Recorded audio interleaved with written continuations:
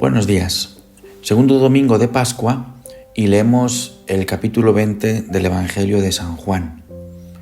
Al anochecer de aquel día, el primero de la semana, estaban los discípulos en una casa con las puertas cerradas por miedo a los judíos.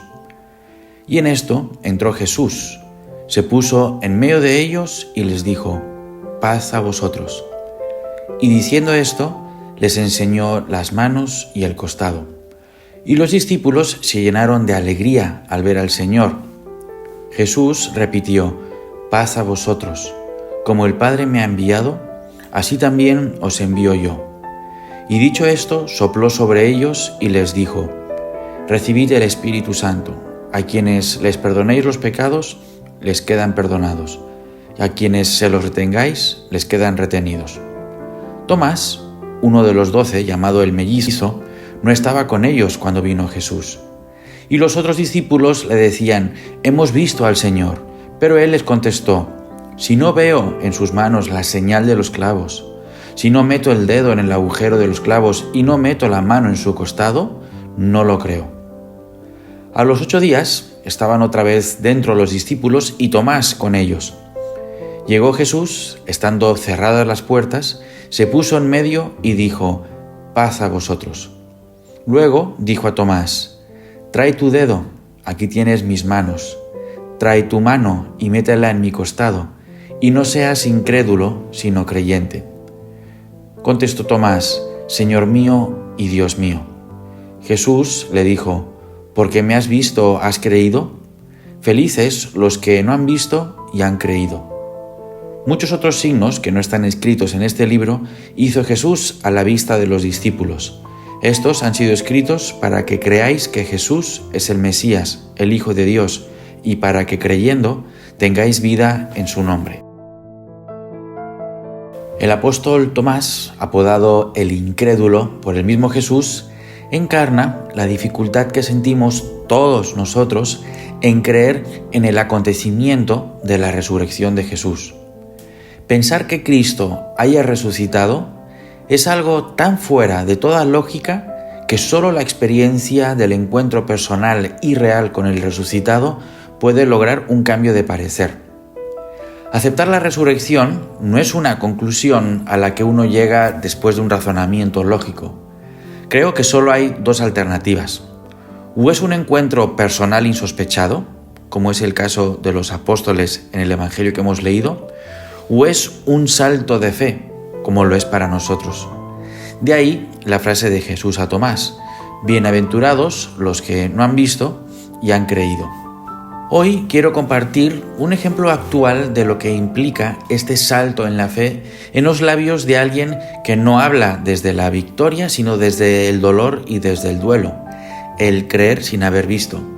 Y me refiero a Francesc Torralba. Torralba es un profesor universitario, es un intelectual español. Tiene nada más y nada menos que 4 doctorados.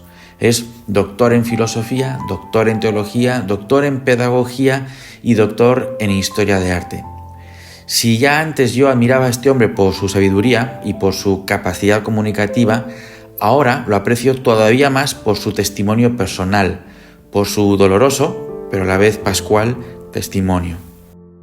El pasado 14 de agosto de 2023, Francesc salió con su hijo Oriol, de 26 años, a una travesía por los picos de Europa. Y en esta excursión, Oriol perdió la vida precipitándose accidentalmente al vacío. Explica Francesc en una entrevista en el periódico La Vanguardia que era una travesía circular de 30 kilómetros, una excursión estrella del verano. Oriol, el hijo, fue quien la planificó y discurría por senderos pequeños y estrechos. Aunque sí había desnivel, la ruta en sí no revestía ningún riesgo particular. El problema fue que se perdieron de vuelta a Caín. Dice Torralba: además, el GPS no funcionaba, no había cobertura, y en ese momento de incertidumbre, Oriol se angustió, se sentía responsable, y entonces empezamos a buscar el camino correcto con movimientos erráticos, para arriba y para abajo. Y en un momento dado, él giró por una pequeña curva que no presentaba ningún riesgo aparente, y ahí es cuando escuché un golpe muy fuerte. A nuestros pies, abajo, estaba el río Cares. Después de varias horas esperando el rescate, se confirmaron las malas noticias. Oriol había fallecido a causa de la caída y Francesc, el padre, tuvo que llamar por teléfono a su esposa, la madre de Oriol, para darle la triste y la trágica noticia. La muerte de un ser querido es algo trágico, porque Francesc lo explica con estas palabras magistrales. El ser humano es único e irrepetible. No puede ser reemplazado por nadie. Un objeto puede ser reemplazado, un teléfono, un coche, un mueble, una casa, ropa, lo que quieras. Pero un ser humano no. El ser humano es el irreemplazable por definición. Y la idea de que nunca más podrás establecer un diálogo con esa persona puede generar la gran desesperación. Sin la fe, ¿qué antídoto tiene la desesperación? Existen sucedáneos, el recuerdo, el estar recordando a esa persona, la resignación estoica, así es la vida y hay que tirar para adelante, el evocar su memoria periódicamente, pero la única noticia que de algún modo puede compensar la ausencia radical que es la muerte, dice Torralba, es la confianza en un reencuentro final. El filósofo existencialista danés Søren Kierkegaard, del siglo XIX, decía que la fe es el único antídoto a la desesperación.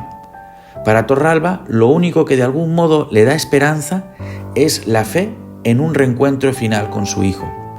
Teológicamente se fundamenta en la resurrección de Cristo y en el hecho de que para Dios todo es posible.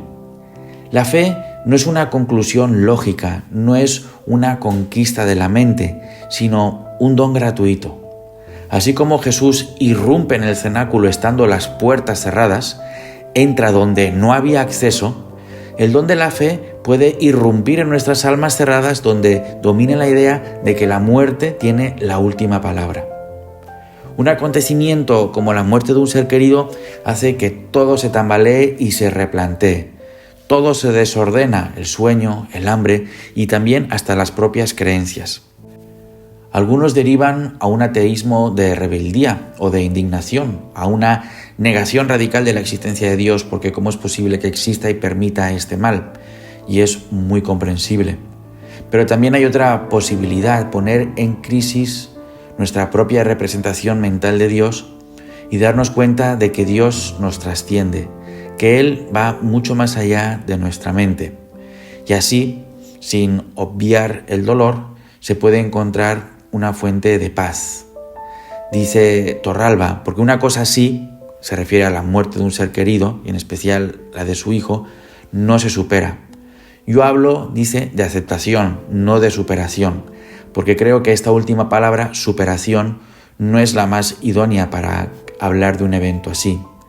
Sigo teniendo fe, sí, pero ¿qué pido en mi oración cuando el hecho ya se ha producido? Tener la fuerza interior para poder asumirlo, para mantener la serenidad y rehacer la vida. La fe también ayuda a pensar en ese reencuentro final. Ese reencuentro final sería imposible si Jesús no hubiese resucitado. Los seres queridos que han fallecido y que ya están con Dios ya no tienen fe, no la necesitan. No tienen fe porque ya tienen conocimiento de Dios, experiencia personal de Dios. Nosotros, los que estamos en este tramo efímero de nuestra existencia, sí que necesitamos fe. Por eso, felices los que no han visto y han creído. Que Dios te bendiga.